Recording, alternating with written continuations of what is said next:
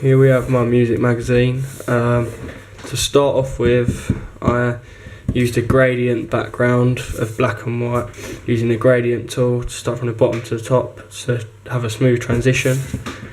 I then cropped in my model, so using the magic wand tool and lasso tool to cut around the edges and take them from the background. Using a smoothed eraser tool to rub any rough edges off, and editing the photo, of course, with a burn and colour tool, and changing the hue and brightness. And then I started with adding my magazine naming. I've tried multiple times, different fonts. Went with this one because it went across the whole of the top of the page.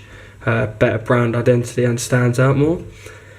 I then chose to duplicate the font as another layer and slide it behind in white to emboss. I tried an emboss effect on the font, but it didn't work as well, so I used it like that. And then we're moving on to the cover lines. So obviously I created some down here, make sure they were left justified, right justified on the right. Made sure they flow and sort of shape around my artist in the middle. And then we move on to the bottom line here. I used a box tool, filled that with a colour, and changed the opacity on it to about 50%, so it didn't completely cover the bottom of the page. And then I added in the text obviously on top of it to create the brand identity there. The next step I went on to do was my adding the artist name and strapline, or not strapline, quote. I added the name here in red. I chose to go with red because it stand out from the rest of the other colours used, pinks and blues.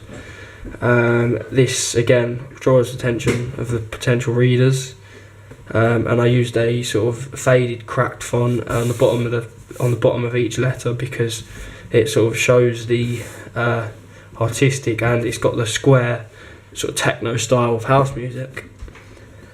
And then I moved this top font in here, which this font for this line is used as my page numbers throughout as well, so again creating another brand identity.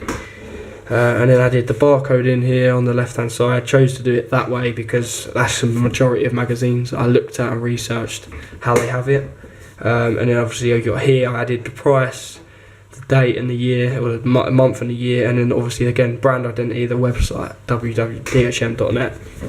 And then the last thing I did was add a drop shadow to my DJFX font there.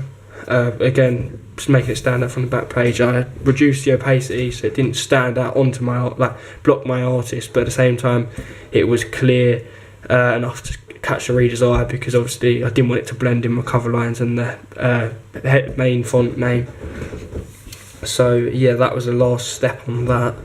And then I moved on to changing and putting a sort of glow on the DHM font. It's a very gradual glow, but it just needed to smooth the edges off a little bit because obviously the background transitions makes it less sharp to the eye but still attractive and attention grabbing. So yeah, that is everything in my construction of my front cover page.